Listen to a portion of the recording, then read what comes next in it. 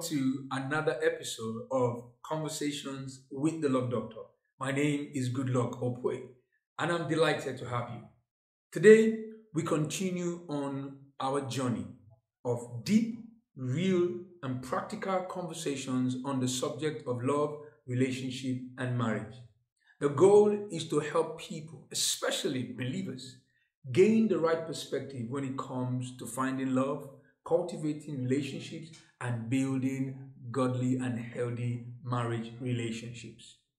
Do me a favor, leave a comment, like this video, and share with someone, because you might just be giving someone a lifeline by just this piece of information.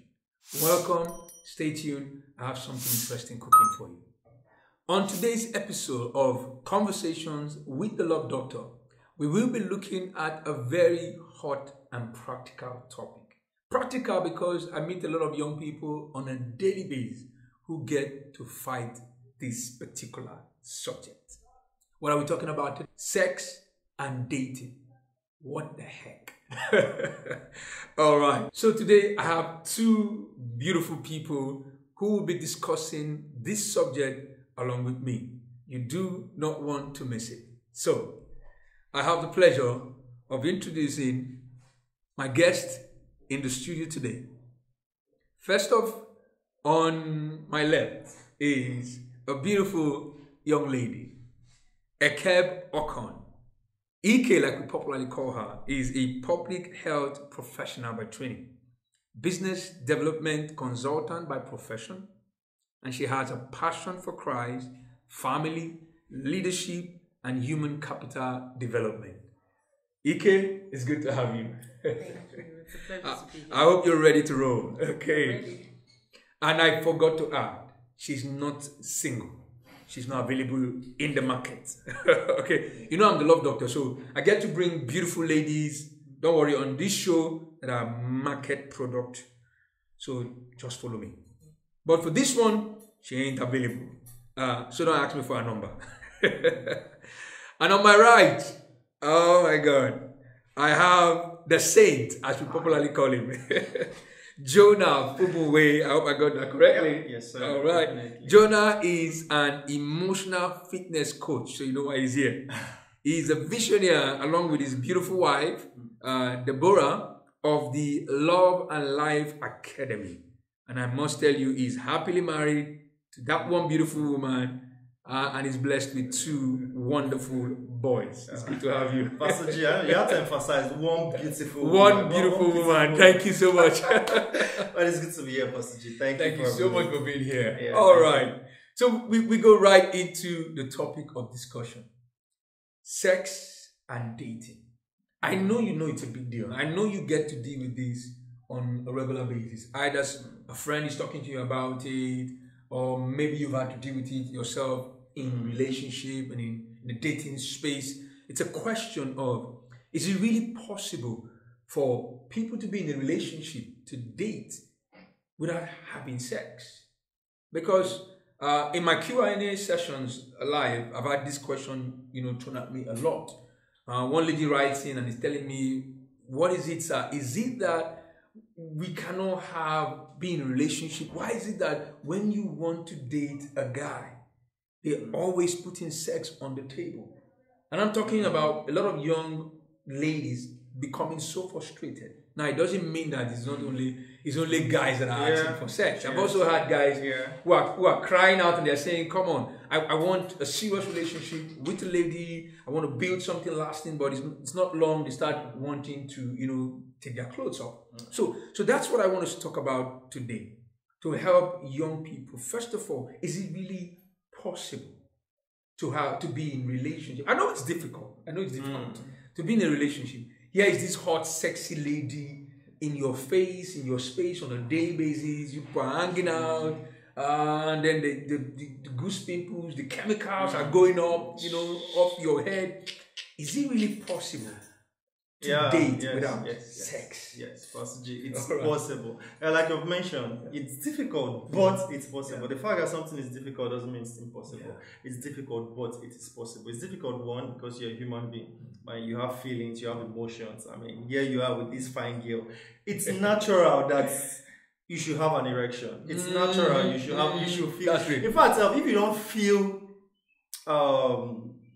something towards this person you're in a relationship with, I think there's a problem. We should check you. Yeah, I don't think you should even marry the person.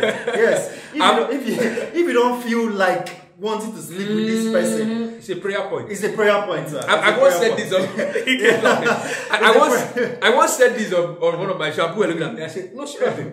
If you're in a relationship with a lady, beautiful lady, hot, sexy lady, and you're not feeling something, that itself is a prayer point. It's a prayer point. And you should feel like having sex with this person. But you see, the fact that we feel like doing something doesn't mean we should do it. Yeah, the fact that you feel like doing something doesn't mean it's right for you to do it, or it doesn't mean it's the right time to do it. We are not ruled by our feelings. We are ruled by principles. That's a strong. You know, a man that will succeed in life is a man that lives his life based on principles and not feelings.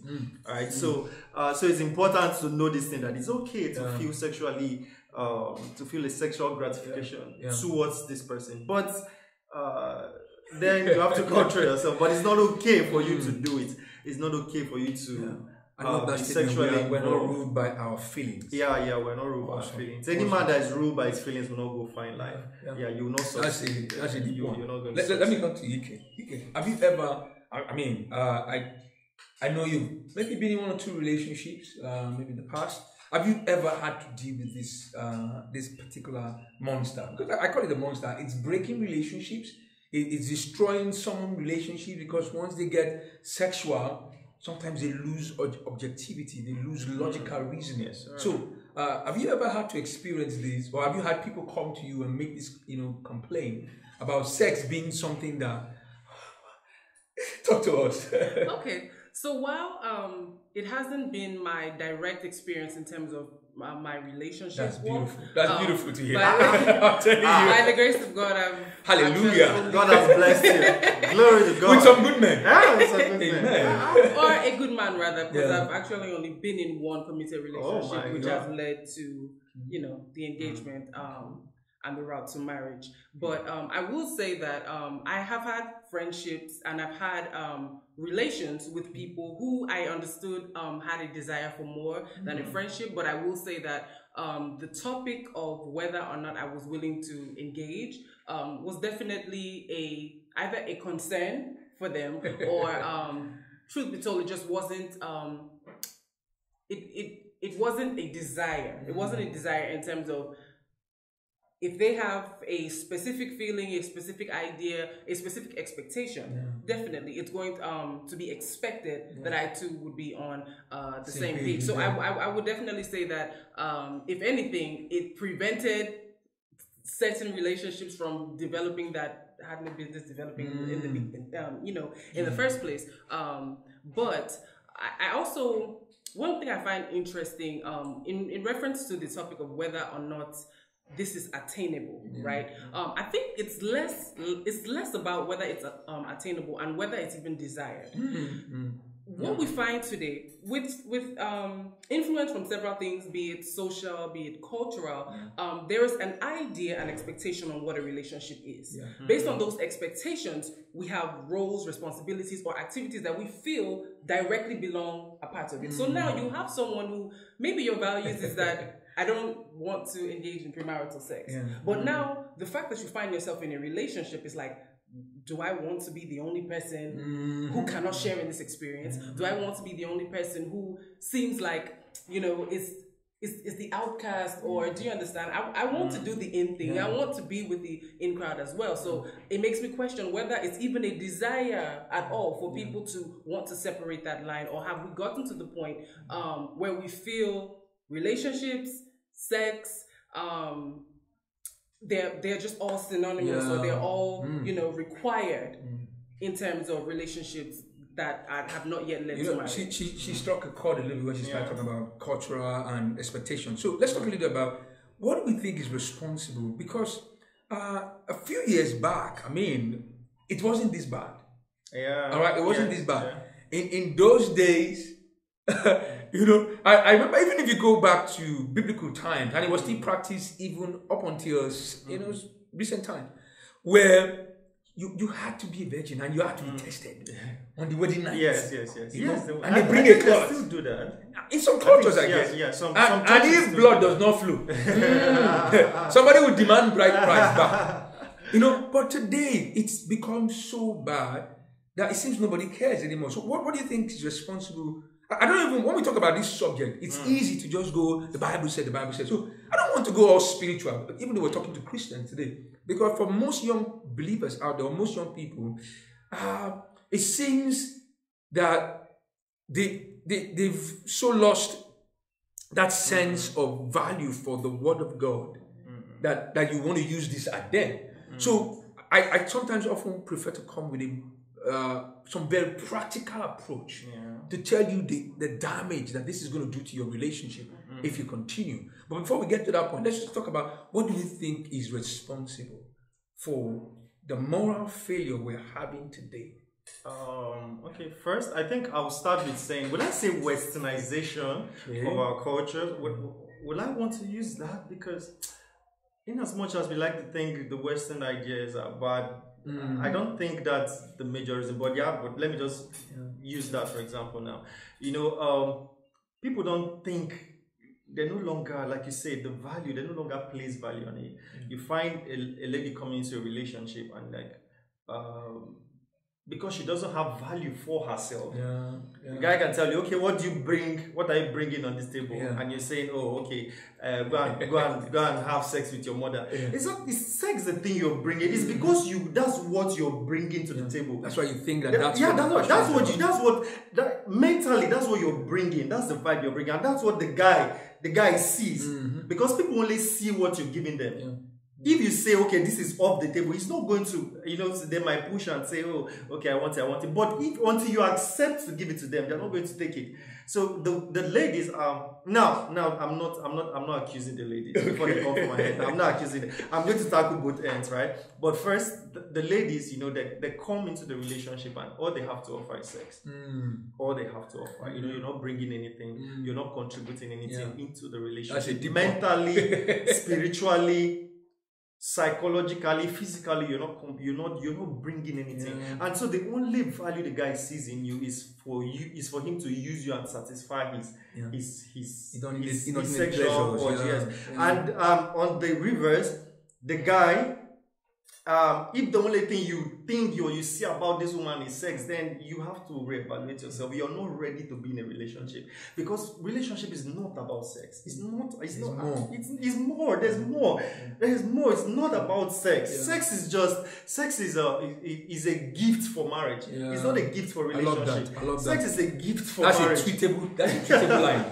It's a gift for marriage. So it's not for relationship. So by the time you start demanding it for, then it means you yourself. A lady, if a guy starts asking you for sex before marriage, then I don't think you should consider getting married to that person, because his own values are not even right.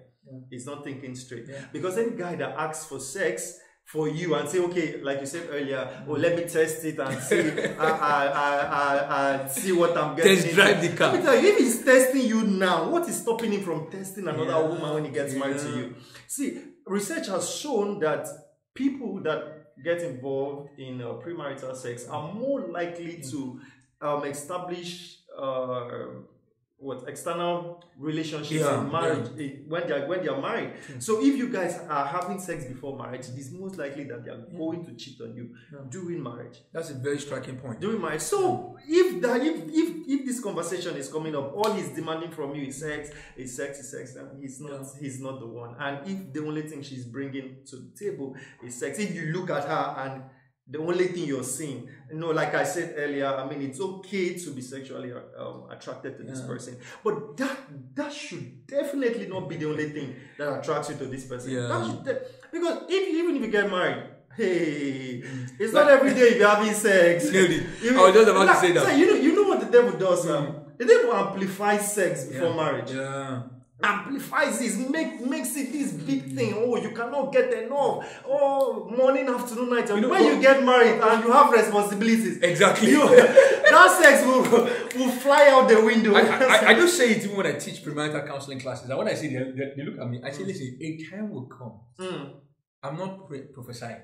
a time will come. You will be sitting in the same on the same bed with your spouse. Naked. Some people think that naked I cannot live without moving. sex. I cannot do without sex. Time will come. You. When life is falling, there's school fee, there's house rent, there's you just lost how many million in the business deal. You are thinking sometimes a woman is standing in front of you naked. You're never seen herself. So I just say to people that seriously, sex before marriage is overrated. It's overrated. So many Seriously cases. overrated. In so many cases. Seriously But let me talk to EKB. Because I also noticed that you made a point, and that is the issue of the fact that research has shown, and I've come up across that research before, that people who indulge in premarital sex are more likely, yes, to engage in affairs, extramarital affairs. Yes. And I dare say that one of the things it does is that it kills and erodes trust. So that's the angle I want to chip in a little bit, because how are you confident that, I say to people, one of the things that can make your spouse trust you is the fact that when you were with me, you didn't mess up. I mean, I was the love of your life. Yeah. I was the one woman that could turn you on, but you kept your cool. So is it safe to say that it increases the chances of that guy being able to keep his cool even outside after marriage? Sure. So like that. Okay. In my opinion, I do agree. I think that what is required for one to not only make a commitment to abstain from sex before marriage, right? It takes a level of it takes God. It takes God. Yeah, it takes God. You cannot not say it. Yes. It takes grace. It takes especially grace. in a relationship with a strength. sweet girl and sweet man. Even if you're a pastor. Yes, I can testify. I used to say to people, when I say they laugh, on campus, firebrand man of God, I was a young Christian on fire for the Lord. Those days when mobile phones started, you know what it means to have a line there? Yeah. I had one line. Glow, for those who are in Nigeria, they understand. The first time I bought an MTN line was because of this woman, this young woman that I married. Midnight call. See, man of God that is supposed to be praying. Now we are on midnight call for hours. Sometimes when Solomon says that among the 7 things that he does not understand is the way of the man with a damsel. People take it for granted. Yeah. And when Solomon also says that do not stir up love or awaken it until the time is right and you are ready. People think it's a joke. Yeah. Because even without the anointing, I remember, let me share my story. Maybe to help someone. I remember when I started battling with some very ungodly thoughts. Even as a man of God. Yeah. I carried myself then to the pastor I was serving under. I can still remember. I took myself to his office. When you enter like someone that is humble, that has been humbled by situations. Definitely. You sit down like this with your hands between your legs, and you say, "Sir, help your boy. Help your boy. Help me, sir. I need help. Help your boy. I'm serious. Very soon I'd like us to talk about really how young people can really walk in the way of sexual purity, because I know there are people who desire it. All right, yeah. But sadly, I find more young ladies wanting to walk in sexual purity than guys. I want us to talk a little bit about the place that the home and family plays in helping young people develop this value, because we agree it's a value that needs to be brought back, because lots of marriages are being destroyed, extramarital affairs, sexual dissatisfaction. Yeah. Let's talk about that a little bit, because we often see situations where couples get into marriage and they seem not to have enough. They seem not to be satisfied with their current spouse because they are comparing. I've had to deal with such situations in marital counseling, because you're suddenly comparing all the 5 years or sexual exploits. No, this guy, maybe this guy is a humble brother in the Lord, naive, doesn't know how to do it. So or this lady. The lady has a doctorate degree. The guy is also coming to OND. Or sometimes we school out. and then you have these kind of situations. How do we help young people? This is a problem because I've had to deal with it. And so maybe to let people see that this is one of the damage it can cause.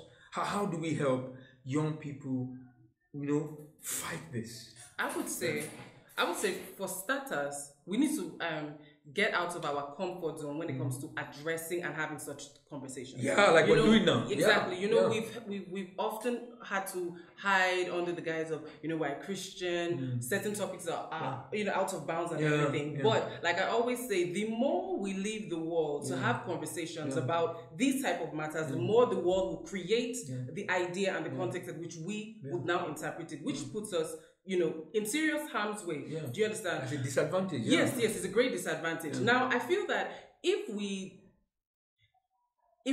parents, if the home structure was willing to even address this for what it is, it will mitigate even the misinterpretation and misconception of what sex is meant for. Yeah. I think what often happens, the reason why premarital sex is so overly, overrated, abused and everything is because it's not, the understanding of it is not even in the right context. Yeah. If you are using a tool in a manner that is not meant to be used, there is a strong possibility that you're going to end up mishandling. Do you understand? That specific tool, using it for the wrong purpose. For example, I can have an earring, because the edge of it is sharp doesn't mean it's a knife. But if I decide to use that earring to start doing what a knife should do, I'm likely going to end up damaging the earring. You understand? And I think that we often we just often misinterpret or misunderstand that concept. And so, for example, premarital sex now becomes a thing of it's not whether it's right or wrong. It's not whether it's it's something that God encourages or condones or accepts. It's now about what I desire, because after all, sex was made for pleasure. Sex was made for beautiful. If God did not want us to do this thing, how did He put these sweet desires? Exactly. Yes. Young men say, throwing it not in the context definitely gives room for a lot of misinterpretation. Just like I say to some guys who give me this line. Yeah. Okay, because you are badly hungry, rush into one supermarket, grab a chicken on the shelf. After all, you're hungry. Just rush, grab one. I see with the speed with which you will collect some holy beating. That's true.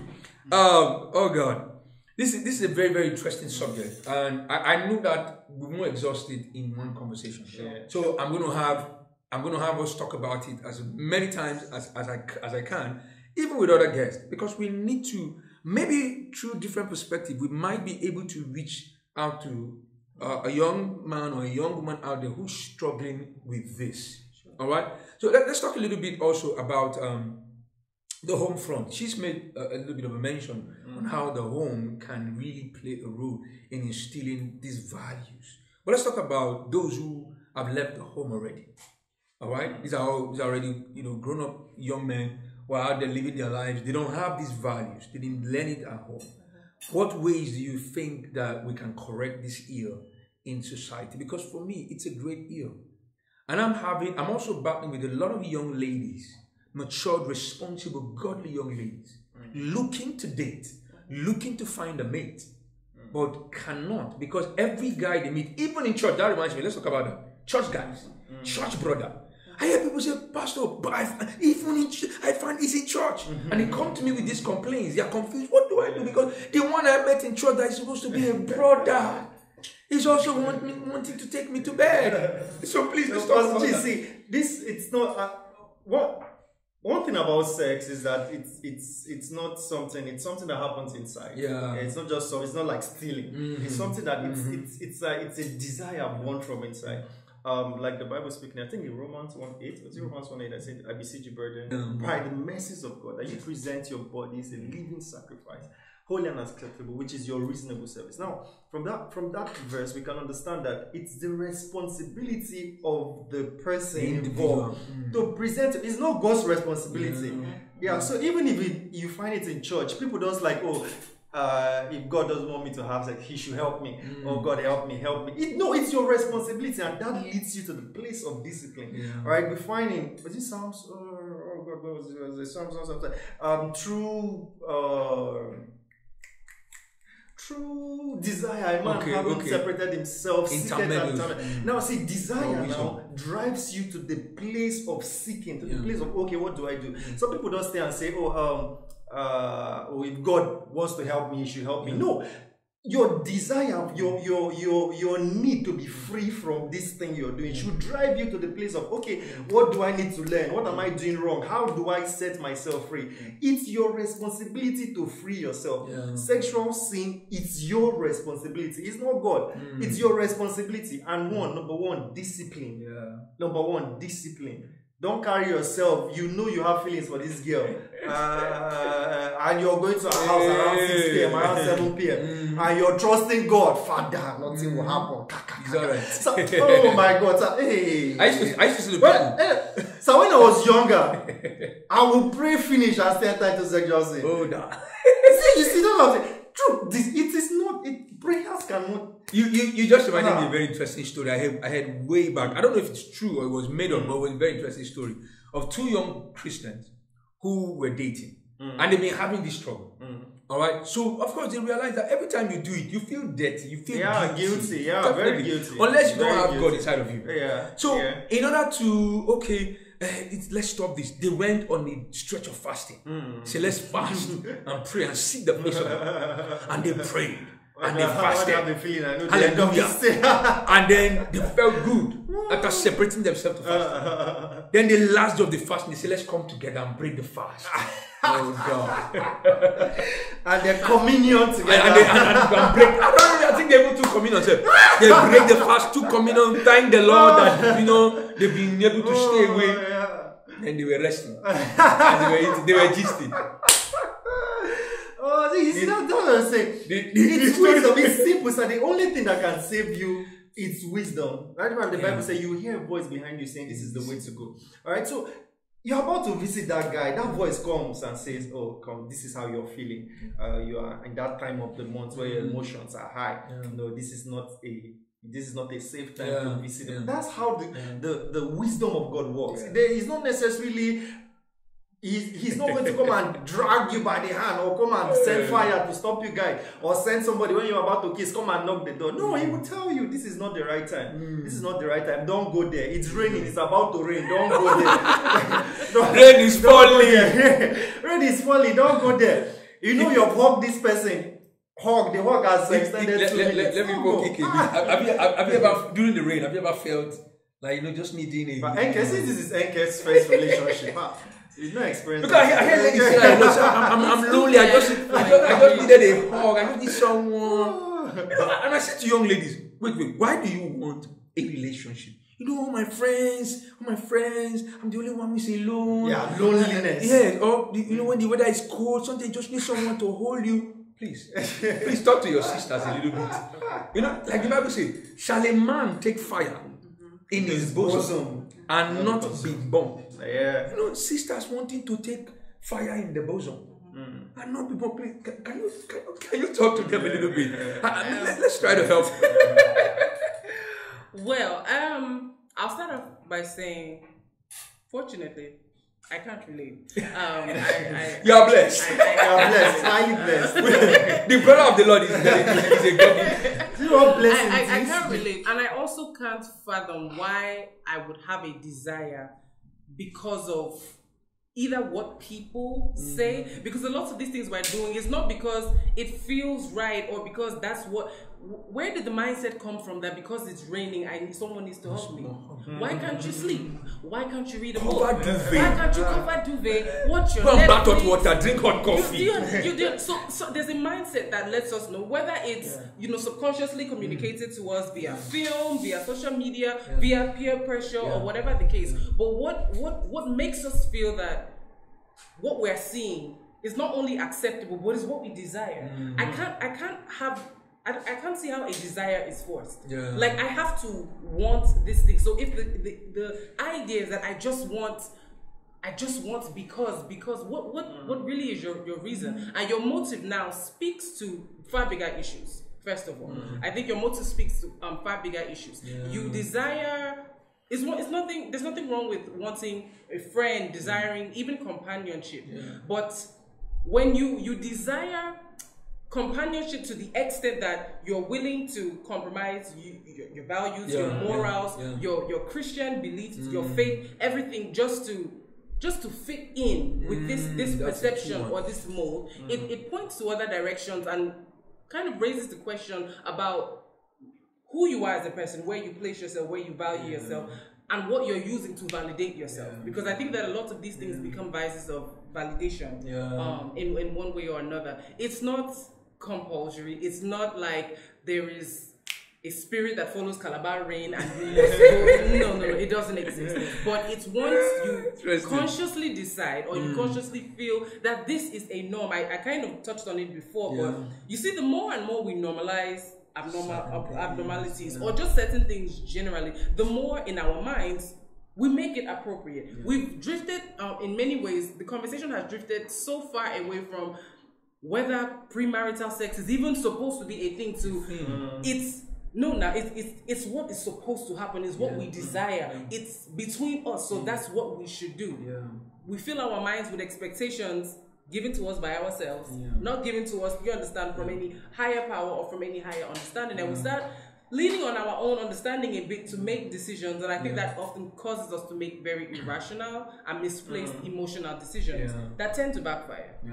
Like Ike said, right? You know, we have gotten to this point where virgins are ashamed of being virgins. So they are ashamed of their body. So now, instead of them to be the ones to be proud of themselves, like open their mouth and say, I never do this thing, they are now timid, they are now hiding. So they will ask, are you a virgin? They say, imagine because that's what the society has driven us to. I like what Ike said. It's really bad. It's really bad. Social media, movies has really contributed immensely to the degradation of values, the erosion of values. And I think if we really, I dare to say that if we really need to get it right, we have to go back to the home. That's really one of the places where I think we start. Exactly. One of the directors just said something, that made lots of sense. He said, we have influencers now. We have foolish influencers, or we have influencers that are foolish. And now those influencers now create a pattern for the younger generation to go with. It's a lot, because even, I mean, when let me not mention names. Certain reality TV shows that so much money and investment is poured into it, and all that we see, most of what we see, nudity and sex on the big screen, and it's telling our younger people that for you to blow, for you to hammer, this is the way. So, and that's why today I'm particular, and like this show and other events that I want to have, to change the narrative, to put out more positive stories. Very needed. Very needed. I have one other show I'm working on where we get to interview older married couples, share their stories, and maybe in the process we'll be able to hear the beauty of long lost values and be able to get our young people to realize that, look, you can still be celibate, you can still choose the path to sexual purity and still have an amazing marriage. And there's and even the possibility that you have a greater chance of having a marriage that is where trust is upheld, where trust is high, where values, like honesty and integrity and truthfulness and righteousness are the foundation of your home, and you can still enjoy. As we try to close, let's talk a little bit on one particular area that I know is a big problem.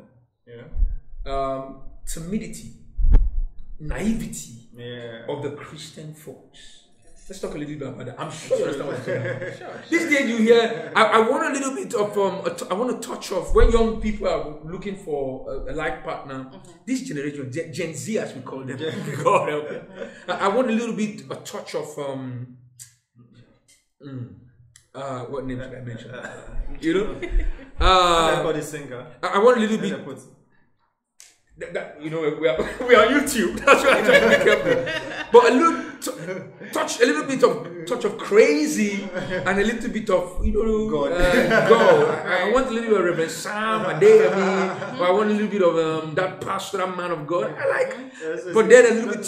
They want a godly relationship, but not godly virtues and character. So they want somebody that not even that. They want somebody that loves God but don't behave like God.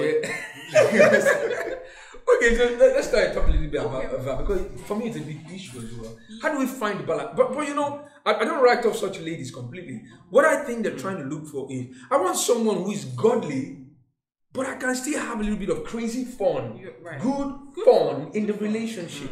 So sometimes without being careful, they find themselves on the extreme. Yes. You know, so I want us to give a little bit of a balance to that. So to start with the latter part of your statement, which is how they tend to find themselves on the extreme. Yeah. Again, we cannot undermine the impact of influence, no matter where it's coming from. But influence, we have to always remember. I always speak about context because it plays a very, very big part when we're talking about our psychology. Yeah. There is a worldview, as we always as we are taught in church.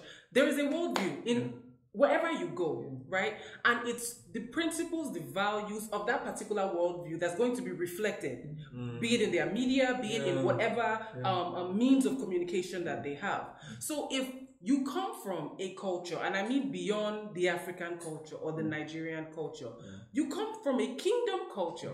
So there's some things that very important. Yes, kingdom culture. Yes, we come from a kingdom culture, but we tend to either forget, we misprioritize it. Do you understand? And allow the influence of other vices, other mediums that tend to impact the way we look at things. So if a certain culture permits not just sexual impurity, but you know, we saw the rise of the sexual liberation movement, where it's okay, it's my body, it's me, I can show this, I can do this, I can do that. And if that is the way of thinking of a group of people, which is influenced by a number of things, you undermining or disregarding the culture that you are coming from, and maybe knowingly or even unknowingly sometimes, you begin to just gradually pick. You won't know when that has now influenced who you are and your view.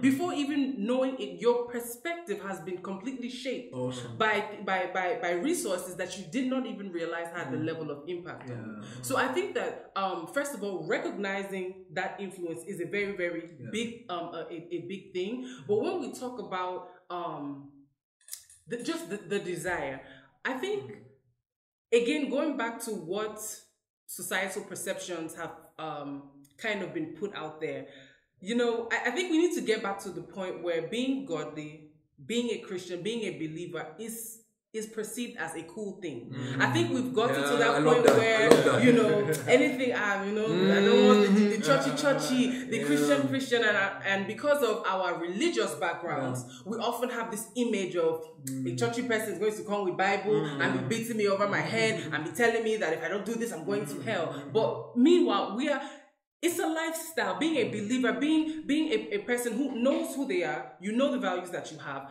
You live a life that is intentional, that is still reflective of that culture you come from. But that doesn't mean that you don't have fun. It doesn't mean that you can't live life, you can't be youthful, you can't engage. So I think we need to get back to you hear that a lot. Yes. Christians are boring to date. No. I think we need to start a campaign, a whole movement of just getting that idea. There's nothing boring about Christianity. I agree with you. I agree with you. I love this song. Right. It just made me remember this song. I can't remember. Was it from Jeremiah again? I can't remember if it was a singer. Now who will tell you say Christian need the bedu? If na lie, move your body to the bedu. When that song hit, when it hit the airwaves, I was one of those who was enjoying it. Because I'm one of those who believes that, listen, you can still be a Christian and have fun. Godly, clean fun. Sure. You can still be a Christian, listen, and enjoy your relationship. Sure. You can still be a Christian and have good fun. Take your lady out, spoil her, play games, have fun. It's not only sex. Really sex kills fun. Because when you give so much of you, and you wake up and realize that I've given so much, there's nothing more to look forward to. Sure. You know, And that's why people feel hurt the most. If you check most relationships where there's a breakup and it's really painful, for some it takes months before someone heals. If you check, yes, intimacy levels were high, sexual intimacy was there, and then you now feel like you've been robbed. Something really precious has been taken away from you. And like you said earlier when we were talking, I mean, how many are you going to test? And ladies, let me speak to you. How many people are going to test you before they drive the car? I mean, come on, you're more valuable than this. So imagine that every guy comes and says, I want to test you before I buy. You're more valuable than this. Even this testing thing, right? There's this analogy that one of my mentors gave me. And he said, yeah, it's okay.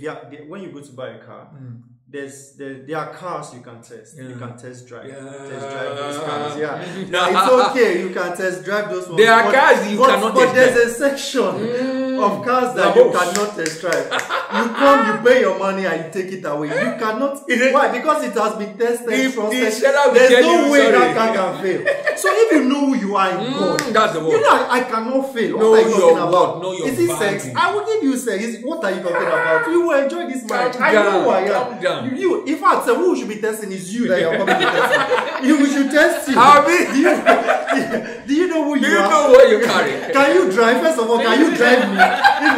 You are looking for can you drive me? If they give you, can you drive me? You are coming to test. Hallelujah. Wow, you just nailed it. It's been awesome, and I hope that young people out there are taking something home from this conversation. But we gotta call it today. It's been amazing. Trust me, the conversation is not over. You cannot end this kind of conversation in one episode. So I want to plead with you that you follow my channel, because I'm going to be bringing you more hot conversation on the subject of love, relationship, and marriage. And I bet you, especially if you are a Christian, a believer, I want you to know that it's possible to be a Christian and have an exciting, fun-filled relationship without sex that goes on to build a beautiful marriage relationship. We will be bringing you more. So stay tuned. Follow us on Conversations with the Love Doctor. I want to say a big thank you to my guests today, Ike and the Saint. Thank you so much for being here today. Thank you. It was amazing having you, and I'm sure we're going to be bringing you back subsequently. All right, guys. Till next time, this is the Love Doctor signing out. Have a wonderful, wonderful time.